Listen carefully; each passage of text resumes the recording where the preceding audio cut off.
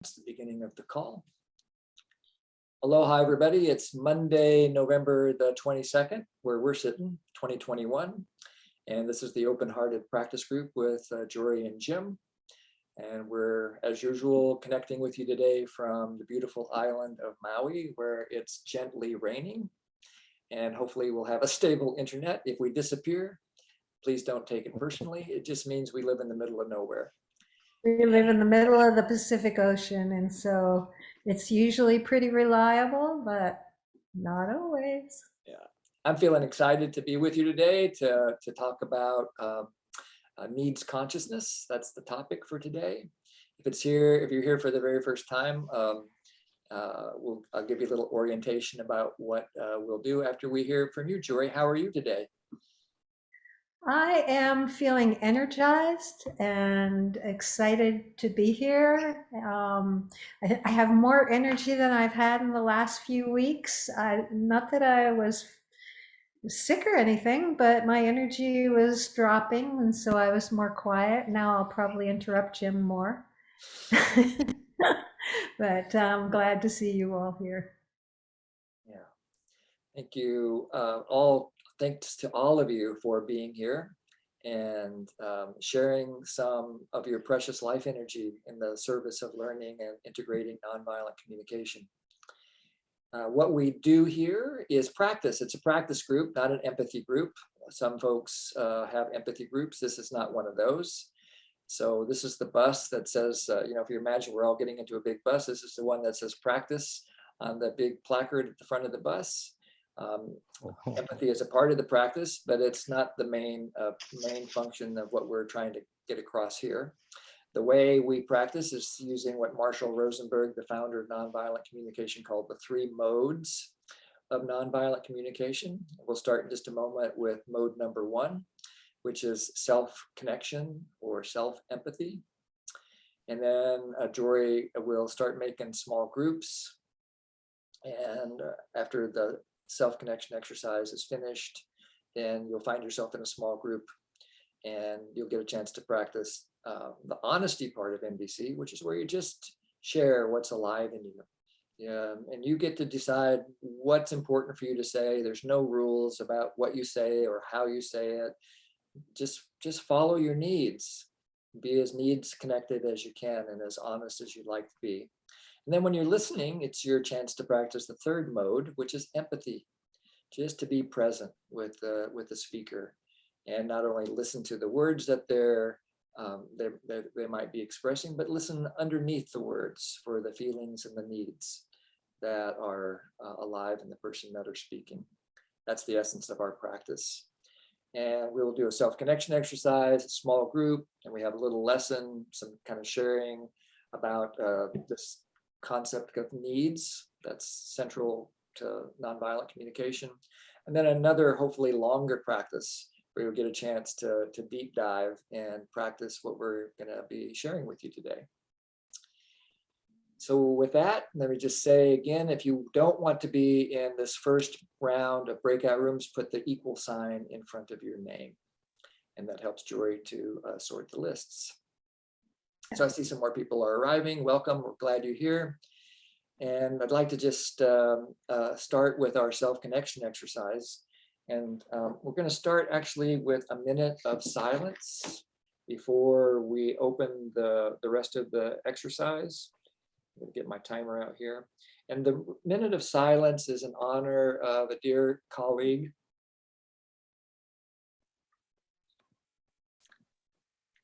Robert Gonzalez, who was one of my first NVC trainers more than 20 years ago. Yeah, and our assessor as well. So our assessor. Yeah. And Robert died this past weekend. And so I'd just like to take 1 minute to honor him.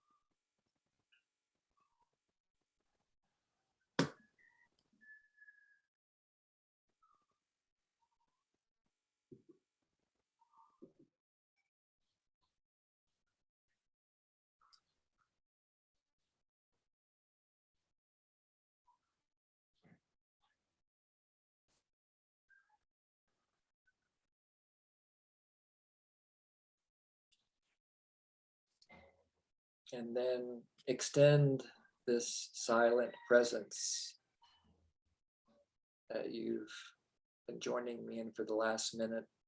Extend it to all those that you care about that might have made that same journey that Robert is in the middle of now.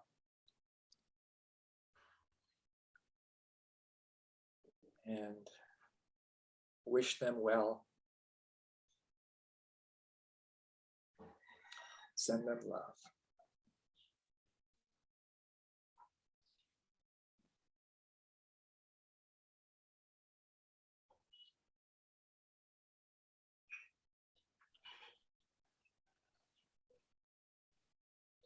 And notice how your body feels right now.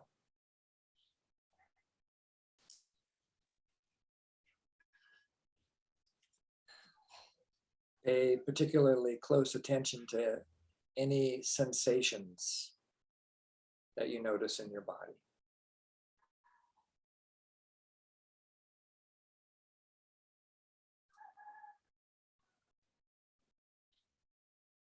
First, just noticing,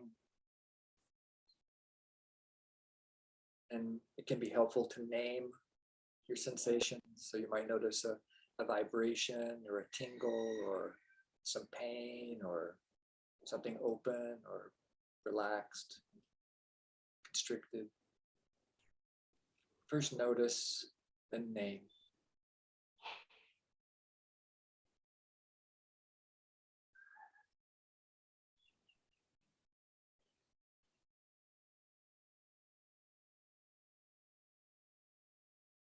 Honor these sensations.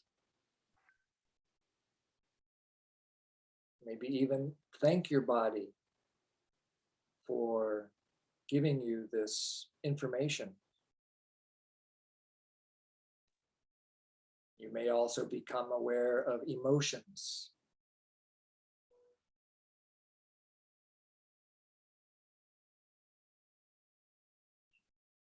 As you become aware of emotions, you can name them if they have a name. If they don't have a name, you can just feel the feeling. And maybe a name will come to you.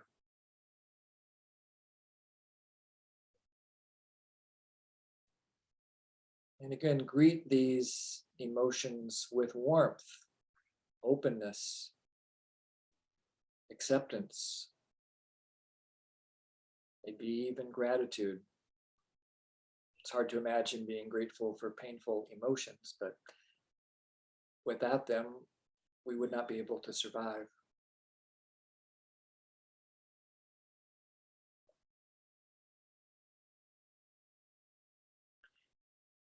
So these sensations and emotions are feelings, and they give us important information about our needs, what's important to us.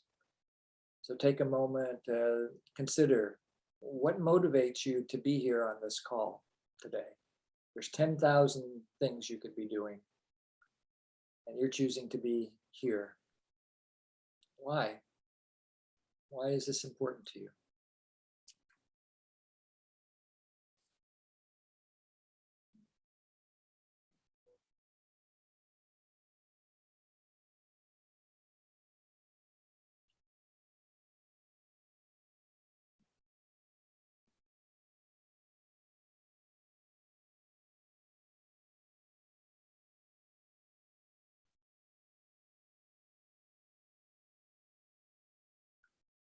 If you have a name for these needs, just enjoy saying it to yourself, savoring the need, appreciating that you have these needs, where they truly make life possible.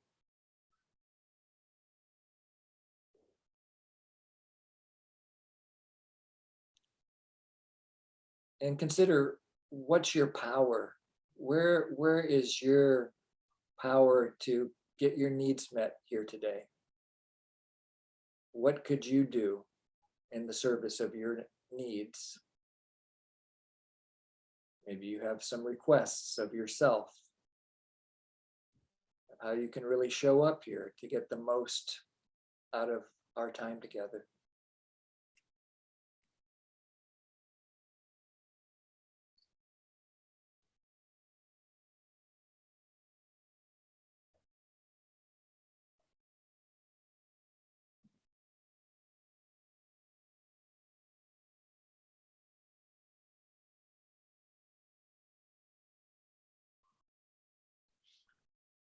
So we're going to transition into small groups.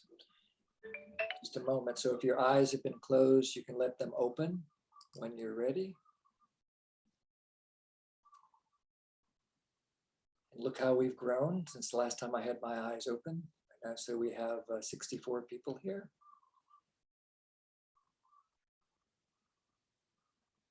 In a moment, we're going to go to small groups. Unless you have an equal sign in front of your name, you'll still go to a small group, but it'll be a silent group. You might call it the library. Just a silent place to continue to practice with yourself. In the small group, the invitation is to connect with each other, to practice honesty and empathy. We'll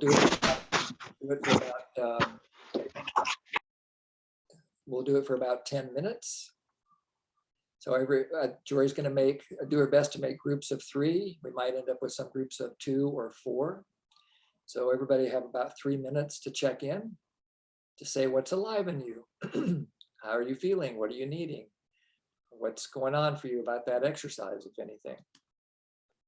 And what do you need to say in order to fully land here in the class? Like I said, we'll do it for about 10 minutes. Those of you who have arrived after Jory started making the groups, we'll adjust the groups. So Jory, make sure you add some extra rooms and set the timer for 9 minutes plus 1. And whenever you're ready, Jory, you can open the groups, and I'll wait here in case any new arrivals show up, and we'll keep making groups. It might take us a minute to get groups adjusted. Whenever you're ready, Jory. You're on. We have groups of 2 and 3. I imagine the 2s will become 3s when we get all the rest of the people who've arrived. And here we go.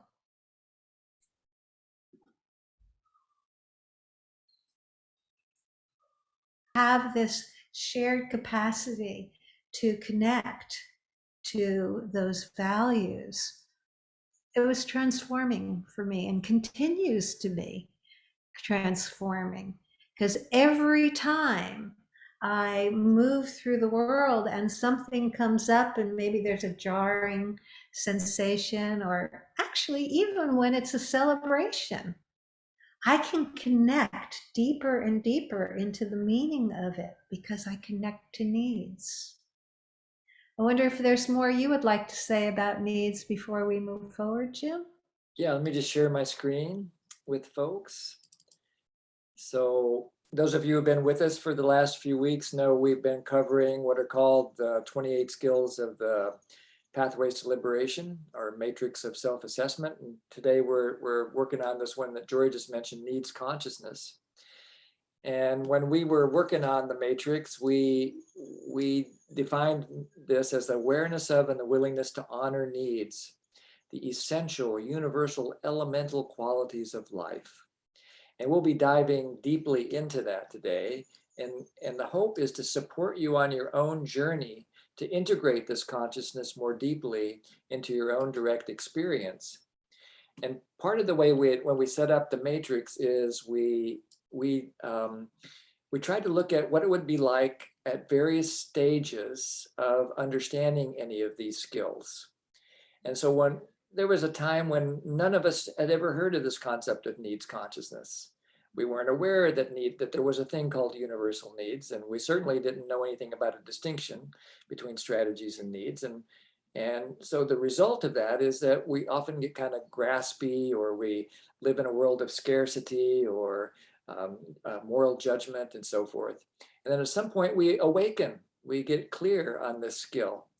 And it might start with like an intellectual aha. Oh yeah, that's what happened for me in that workshop Jory was talking about when Marshall first awakened us to this idea of needs. It was in a mediation workshop, and I thought, aha, that's how come some of these mediations are going well and other ones are not going well at others, because in some I'm focusing on these universal qualities, and others I'm stuck trying to help people navigate a conflict at the strategic level, at the strategy level. That was like this huge transformative aha. And then Jory and I just set up a practice, practice, practice. That's why we've continued. We've had practice groups every week in our lives now for 21 years. And that's because we need it. We're really doing it because we need to keep reminding ourselves of these skills in order to become more capable. And so after 21 years of practice, I've become pretty darn capable with understanding this concept of needs consciousness. And in fact, sometimes I behave in an integrated way, which means that it's really clear for me that everybody's doing the best they can to get their needs met, no matter what's going on. And so we got a practice that we got designed for you today that's going to help you to discover where you are in your own process and to make some progress on your pathway. And it begins with a written exercise. Those of you who've been here before know that we often start with a little bit of writing. And the first prompt is just to make a list of 4 people that you'd like to practice with today in your own imagination. And so to make a list of 4 people, the first one being an intimate friend. And what I mean by an intimate friend, it could be a romantic relationship, maybe it would be Jory for me or me for Jory, or maybe it's your lifelong best friend, or maybe it's your current empathy buddy, something like that. So just write down the first name that you would really like to connect with today to savor an intimate friend. Secondly, pick somebody that's an acquaintance. This might be a colleague at work, a neighbor, maybe a familiar person that lives in your neighborhood or your building, maybe a friend, but not an intimate friend. And just write down their name. And then the third category is a stranger. So you won't know their name, but you might just to say, this guy I saw driving in his car the other day, or whatever. Just pick somebody. You'll probably never see this person again, but they're in your memory. So we're going to practice with them. And the fourth category is an enemy. And I put that in quotes, and you'll understand that as we go. Another way of looking at it is a person that challenges you somehow in your life, somebody that you find yourself getting triggered with. And when you finish that list, add a 5th name, which is you. So you'll be practicing today with 5 people.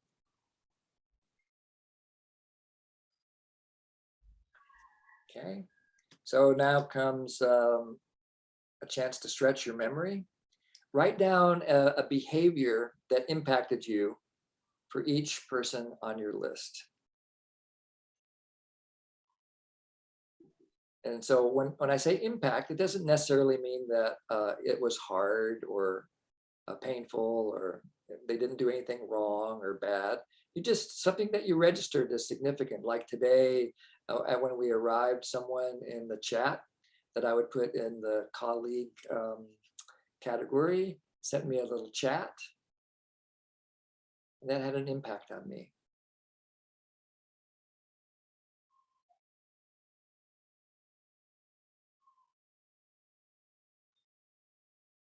So the idea here is that you write down just a brief description of what this person did that had an impact on you. So you'll end up with, including yourself, 5 sentences, and I'll be quiet for about 5 minutes while you do some writing.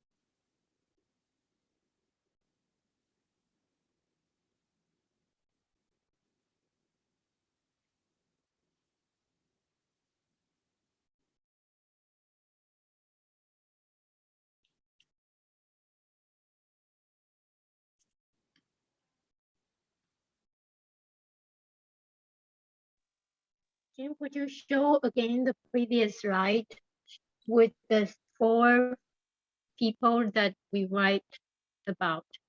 Thank you.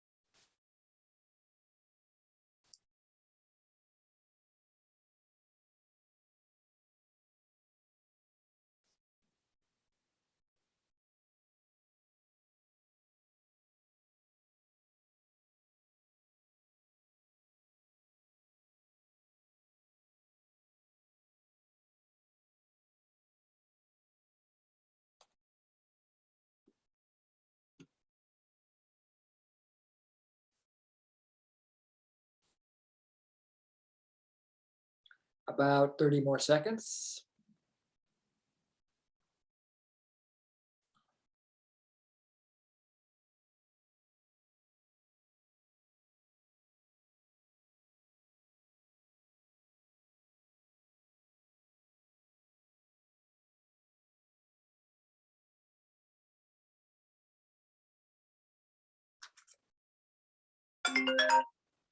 Okay, so if you're not done yet, that's fine. Just keep working on it again. I'm going to give a little guidance to the folks that have finished.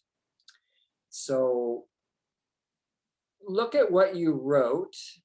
And those of you who have been with us might remember the distinction between an observation, which is just a description of a behavior or something, and an evaluation, which is an opinion about that behavior. So check what you wrote and see if it is just the description. So there's no judgment in it. So there's no name calling, there's no assumptions, there's no labeling, just the bare bones description of the behavior. So rather than somebody, I'm going to make something up, rather than somebody wrote me a rude text, I would just say somebody wrote me a text. So be quiet for about 1 minute while you check your work and do the best you can. There's no right or wrong answer to clarify your observation.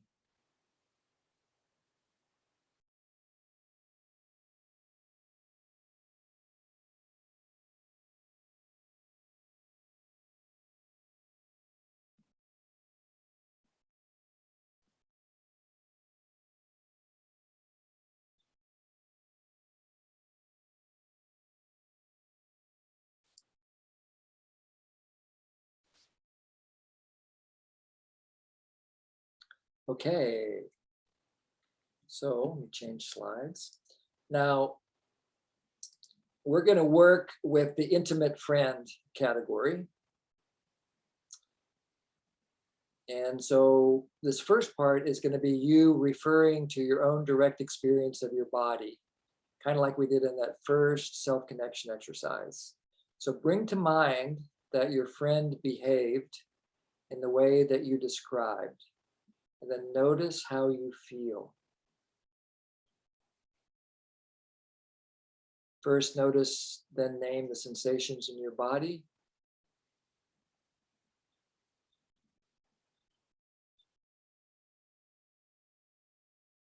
Then notice and name any emotions that arise.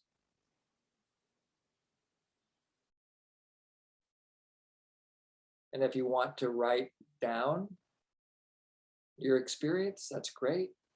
But the most important thing is that you notice it and that you name it for yourself. So I'll be quiet for about 1 minute while you just stay with your body, practicing presence with your own feelings.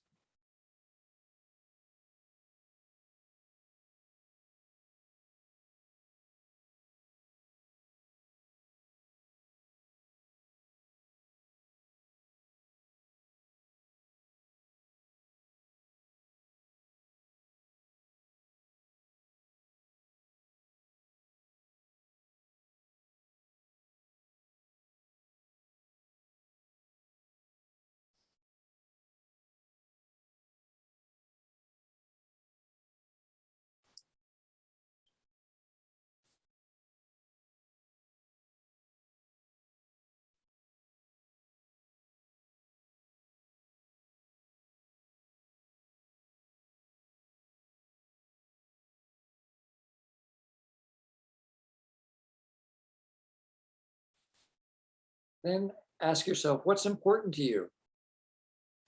You said it had an impact on you. Something registered. Why? Why did it register? What's important to you?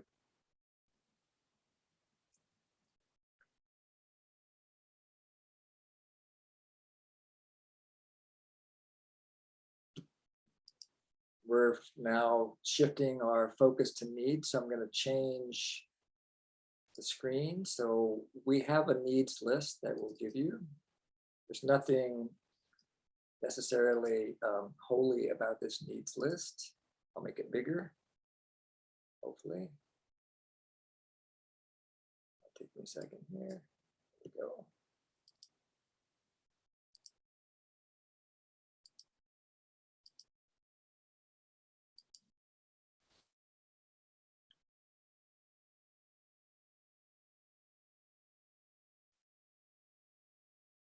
This list is just to inspire you. It's not a complete list. Trust your own words.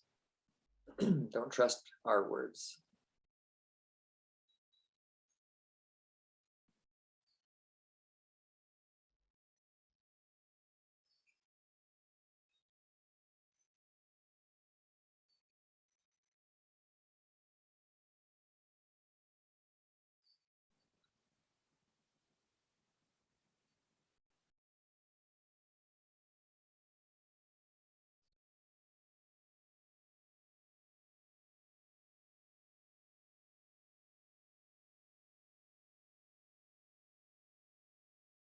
If you're clear on this, that's great. You can ignore my words. I'm just going to give an example for those who might be newer. So this morning I had a call with I call him my best friend.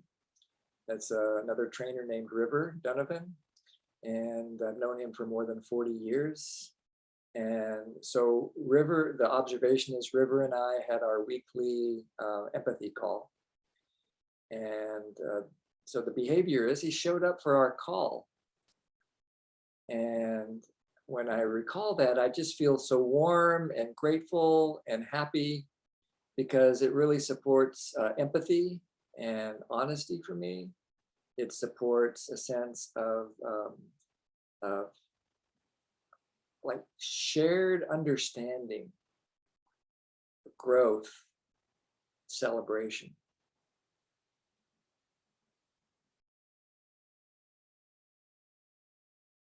And then when you find the needs for you, either on this list or in your own experience, savor them.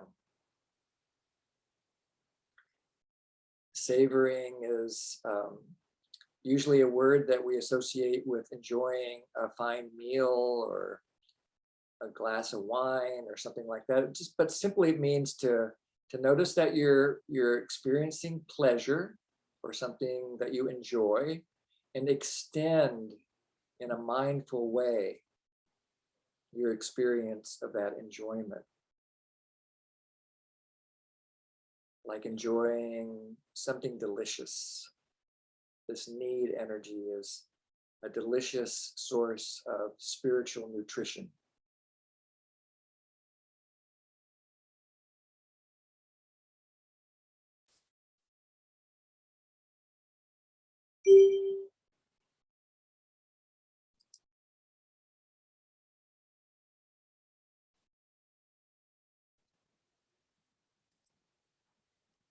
So I know I'm probably going too fast for some of you and not fast enough for others of you. That's just the nature of us human beings. So the next step is we're going to shift what you've been doing. You may not even, some of you realize it, but some of you might not know that you've been practicing self-empathy, focusing your consciousness of needs on yourself.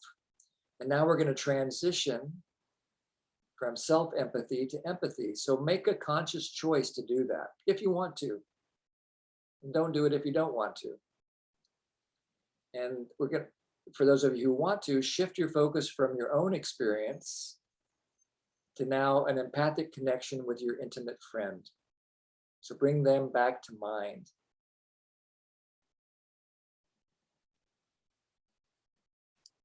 And recall the behavior again. So I'm thinking about River, thinking about him showing up at our call, what he looked like on my Zoom screen, sound of his voice, background in his house, where I'm sitting. So I'm making a clear memory of my own experience. And now I'm going to make a guess about what River was feeling when he behaved that way. When River showed up on our Zoom call, I'm going to just make a guess about what he might have been feeling at the moment that I'm thinking of. I think he was happy. I think he was happy, present, curious, open. So now you make a guess about what was going on for your friend. What were they feeling?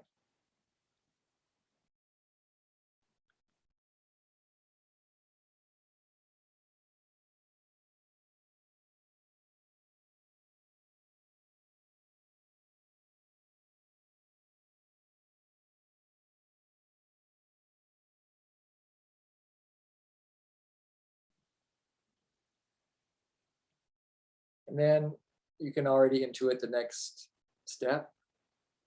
What's your guess about what motivated their behavior? So I'm guessing River came because he had a need for connection, friendship, fun, mutual learning. What's your guess about what motivated your friend to do what they did?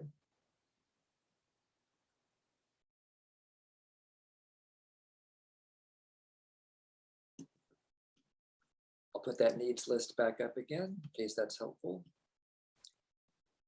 I'll be quiet for another minute or so.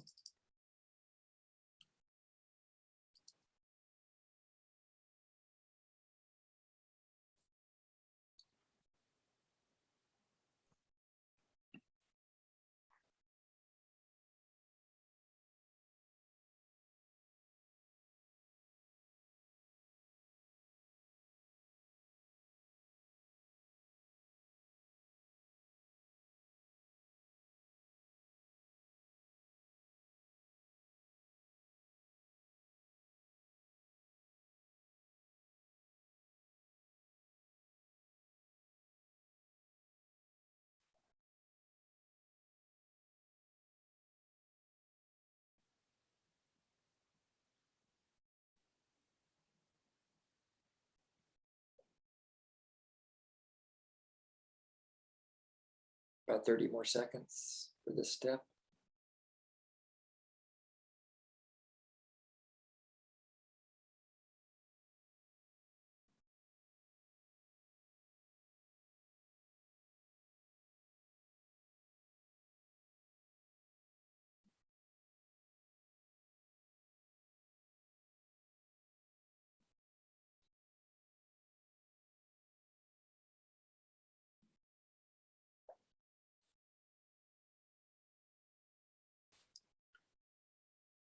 And then another transition. We're gonna come back to the large group here and just connect with each other for a minute. I'd love to hear some voices, either in the chat or raise your hand. What was this like for you, this little adventure into needs consciousness? So if you have something you'd like to share, please raise your hand. And that would support me in knowing that I got my message across. Here. See that Nikhil Ananda says enjoyable, challenging.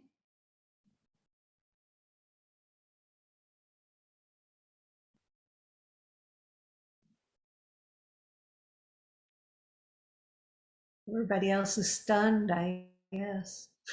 Softening. Aaron says softening. Softening, of course. And being together, joy, fun, sharing, self-connecting, relaxing. Yeah. More clarity. More clarity.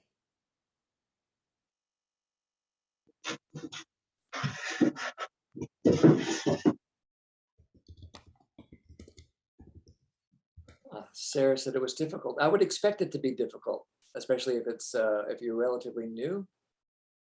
This is not something like Jory's email said. Did any of you go to Needs 101? No, I don't think there was such a thing as Needs 101. This is it.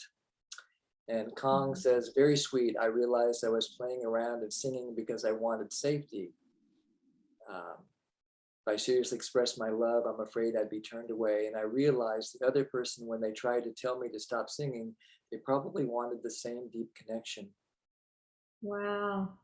Sweet. And beautiful insight. And Sudha writes, revealing and therefore helpful. A helpful process, though not easy. Deeper in relationship with the other, connected. Love and care. Deeper self-connecting. Connecting with the deep currents of life. Feeling vivid and compassionate. Any questions about what we've done so far? Because you're about to go to small groups and practice it some more without us here. So if you got questions, you can ask us now. And you might want to check your list, Jim, because someone just wrote me a private message saying a message saying they're tired and going to sleep. So Okay. Make sure you have people. Okay. I'll have to adjust the groups in just a second. Tenderness Okay, for self and others made me understand my needs and the others better. Not seeing any questions. So okay. I'm going to share my screen with you again and share what your practice is going to be in small groups. It's pretty easy. It looks more complicated when it's written down, but it's really pretty easy. You're going to go to small groups. The groups are going to be 3. And so there'll be one person will be the explorer. That means that you're going to be the one talking, practicing the honesty part. And the other 2 people in your group will be the empaths, silent empathy. And you're going to start by talking about the second person on your list, the acquaintance. And you're just going to do what we just did, skipping the self-empathy part, but just doing the empathy part. So you're going to state the observation, what is the behavior that you saw or heard, and then you're going to guess the feelings and needs that motivated the behavior. And just for clarity, when you do the observation, try and keep it to maybe 5-10 words at the most, so that part's really short, just enough so they can make a little picture of it. And then the listeners are just listening with silent empathy. But if their explorer makes a request like, I'm really stuck, I can't figure out why they did that, then maybe your group members will have some guesses. And so you can utilize that. You'll have 3 brains, probably, maybe 4, maybe 2, but at least you won't be by yourself. And then when you're finished with your guest, your round, then the next person also does the acquaintance.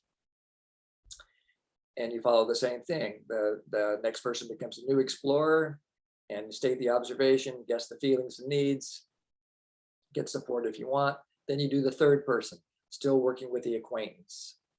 And then when you're done with that, you can go to the next one on your list, which is the stranger. And so you'll keep doing this probably for pretty close to a half an hour. And so you should have time, hopefully, to do all four. But you might have some challenges as you get into it. Just do the best you can. Quality of connection is more important than quantity. So even if you only do one round, but there's a deep quality of connection, that's more than good enough. And yeah, so there's a question in the chat about choosing which category we practice. That you're welcome to just do that. Just pick one category for yourself and then let everybody else pick. And then you'll have perhaps the opportunity to go to a second one, but one at a time for everybody. Yeah. And of course, what you guys do is up to you, because we won't be, what happens in the group is, in your small group is self-led, and we've tried to arrange the group so there's someone with experience. It doesn't always work out that way, but if you need support, there's likely to be somebody there. I'm going to set the timer in the group for 28 minutes. Mm-hmm. And then there'll be 2 minutes at the end. We'll try to send you some little messages along the way to keep you on track. And you can also call for help. When you're in your little Zoom room, there's a place that you can call for help, and Jory and I can come and support you if you get stuck with anything. I've rearranged some of the groups because some people left and some people arrived, and more people have arrived since. And so I will keep working on this. And so it might just take a couple minutes before your group is fully formed. And again, try and keep the story really short in a single sentence so that everybody will have a chance, and just enough so people can follow what you're saying. And all right. I'm going to put it into the basic instructions. I'm going to put it into oh, right. Yeah, put it in the chat too, so that you'll have it. It's not as complete, but it should be enough. Okay. And will they see that when they're in their groups then? Yeah. Yeah. Yep. Chat stays with you. You don't need to copy. See you guys in a little while. Have fun practicing. Bye-bye.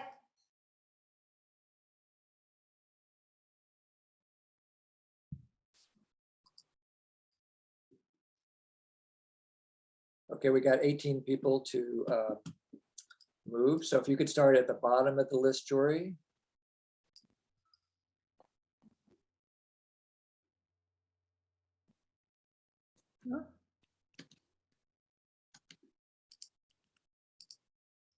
Hey, and you're all back. Welcome back. And just take a moment right now just to connect with yourself, just to ground to this moment, and consider your own experience,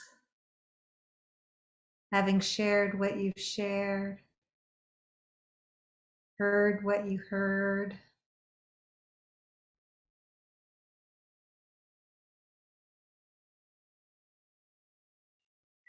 And I'd love to hear what did you find useful about this exercise? What was useful for you? You'd be willing to share that? Lou. Hi, Lou. Hi, Jory. I guess I'm finding it useful that I skipped a part. You found it useful that you made it your own? No, you chose what you wanted to do? Huh? I was not ready to give empathy to my enemy image. Ah, Uh-huh.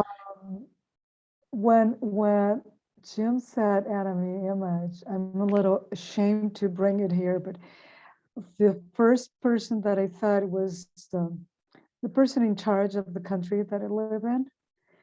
Mm. And I Mhm. was, it's almost 1:30 a.m. here in Brazil. And now I'm completely awake. I'm full of adrenaline in my muscles. Mhm. I couldn't do it, and I tried so hard. I was cheating in all the lists here. I couldn't find words. I Mhm. tried, but Yeah. I'm not there yet. And Yeah. I'm not there. And this is maybe it's black belt exercise for me, especially at this time. But the Yeah. word enemy image, and I was glued to this word. And just before coming here, I saw some things that he said, and it was, yeah, I'm not ready for that. No, it sounds like you chose something that is so intense in your own being and really a Mm, challenge. And you just probably need a boatload of empathy either from yourself or someone else, even to get to the point where you could yeah, do the practice. Yeah.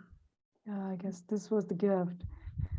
Let's Mhm. not skip the, yeah, do the steps. And yeah, Mhm. Yeah. and now I'm very awake all of a Mhm. sudden. Thank you. And I'd Mhm. like to point out what Tanya wrote in the chat. Lou, I hear that you're not ready to extend empathy. I love that you noticed not ready. That's Mm, a really important step. So thank you for sharing it, Lou. Yeah. thank you. Thank you. I'm holding you in Thank you, my Tanya. heart, sweetie. So, thank you, Jory. And Tejal?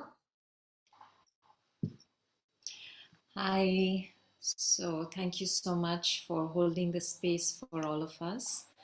And what I found very interesting in this practice is that in my Buddhist practice, we do many times like the practice of four immeasurables, where you send out love, compassion, equanimity, and rejoicing to these categories of people. Um, but I found that doing empathy for stepping into, by actually trying to step into the shoes of my acquaintance, stranger, or so called enemy, I had to really um, feel them from inside and Mm. connect with what was alive for them.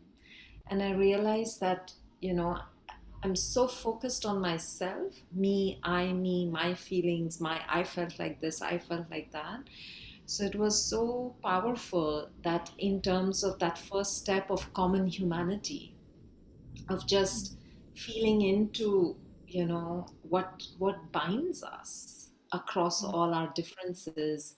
So that came out in a very alive manner. I also noticed that for my acquaintance and stranger, I chose a kind of positive situation, a feel good situation. But of course, for the difficult person, I didn't choose, I chose a situation which was difficult, and it was very hard to keep the judgments away from the observation. And but when I could empathize with them, really, I just, oh my God, just like me.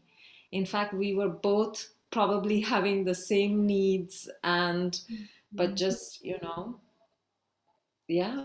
So that was very good. And what was very good is, I'm guessing that we were three people in my group, and I'm guessing that one person was from United States, one person was somewhere in England or around, and I'm here in India.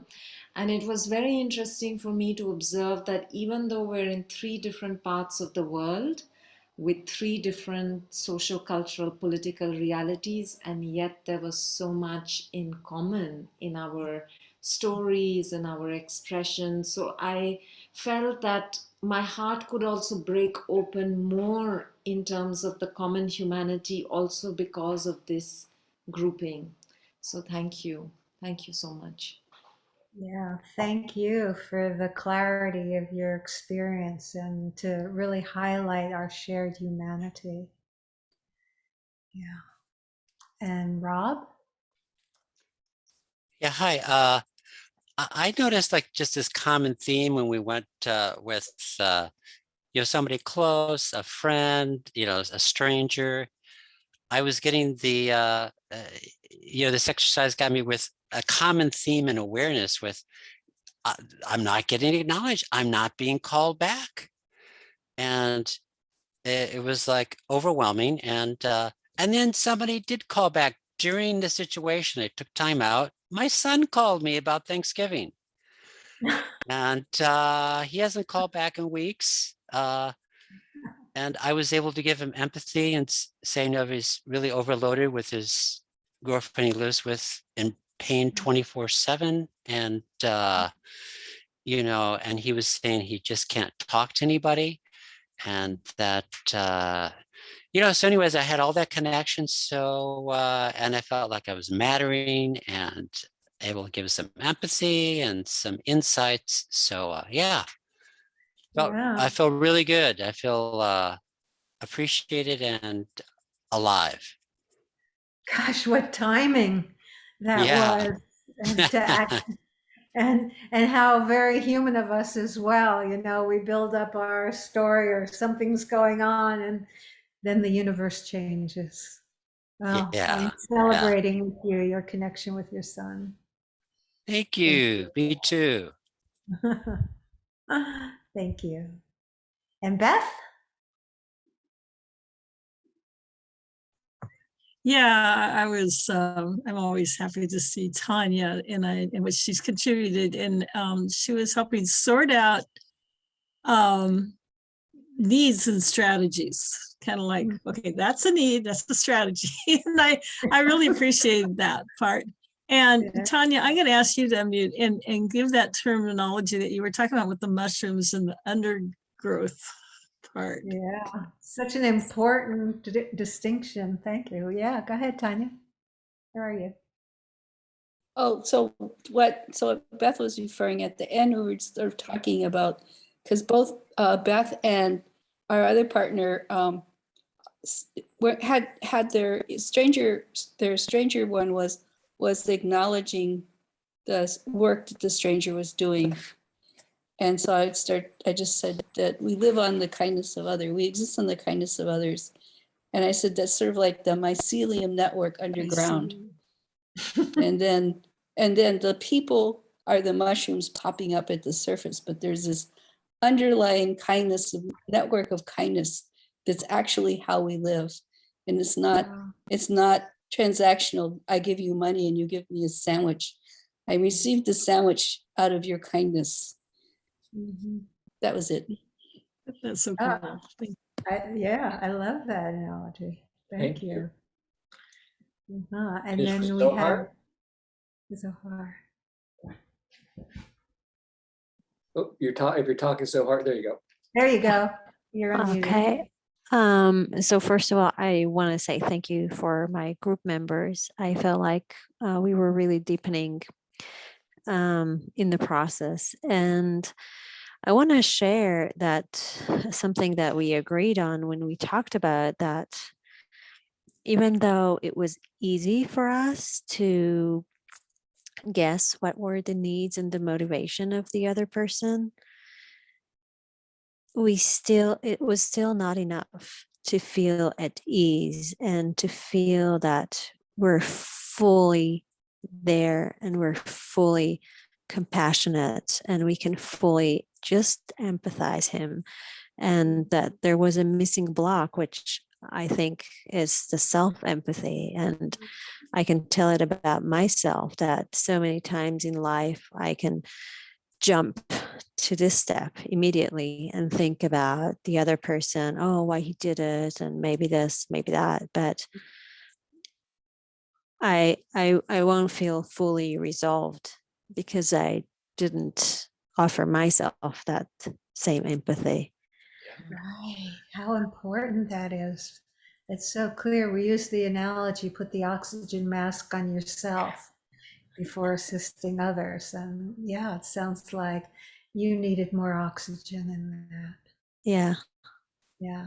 What a great awareness that you've just shared.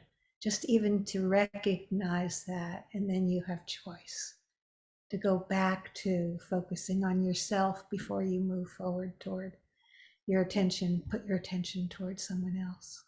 Yeah. And sometimes it feels like a contradictory. Like if I will give somebody else empathy, like if I will give myself the empathy, then I will not be able to empathize the other person because of the conflict. So if you give you, so if you're giving yourself empathy, you're actually connecting to your own heart. That limits you in some way. Um,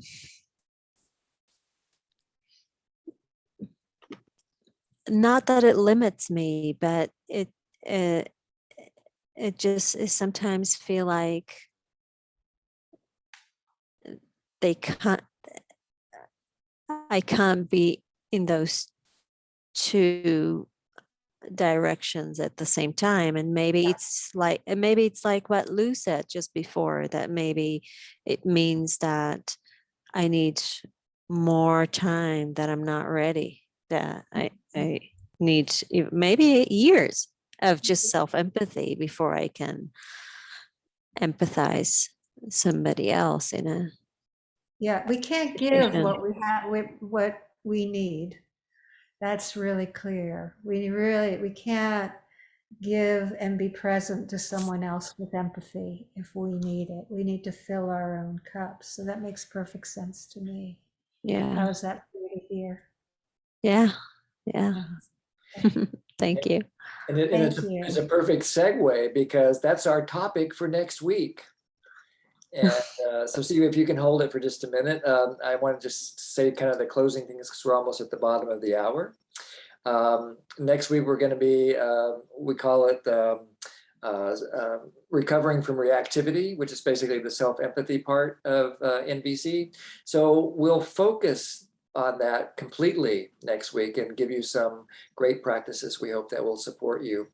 In the meantime, a couple of things. First, in the chat is our normal little request for financial support.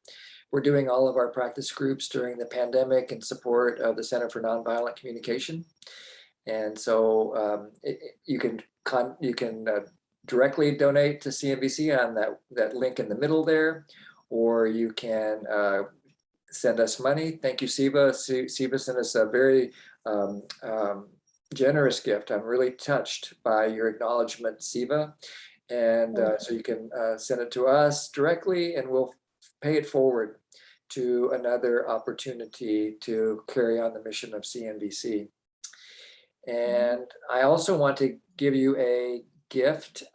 This is here in the United States, we celebrate Thanksgiving on Thursday. And so in the chat, I'm also going to put a handout, which is called Cultivating Gratitude. This is a practice that I've been doing for about 3 years now. And I do it almost every day. I decided to take the month off to see what would happen. I'm not going to make it. I'm going to start it up again on Thanksgiving Day. I can't make it a whole month without this practice. It's so nurturing.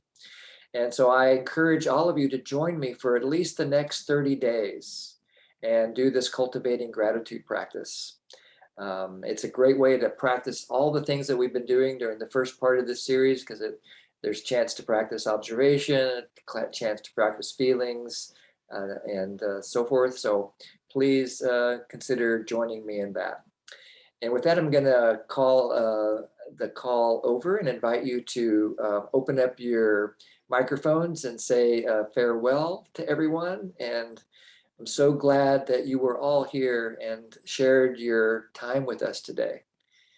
So aloha, everybody. See you next week. Gratitude. Happy Thanksgiving. Thank you very Aloha. much. Bye. Gratitude. Thank you, everybody. Grateful. Thank you, Jim and Jory. Thank you, Thank Jim and you. Jory. Thank you, everybody. Bye-bye. Thank you, Don and Lou.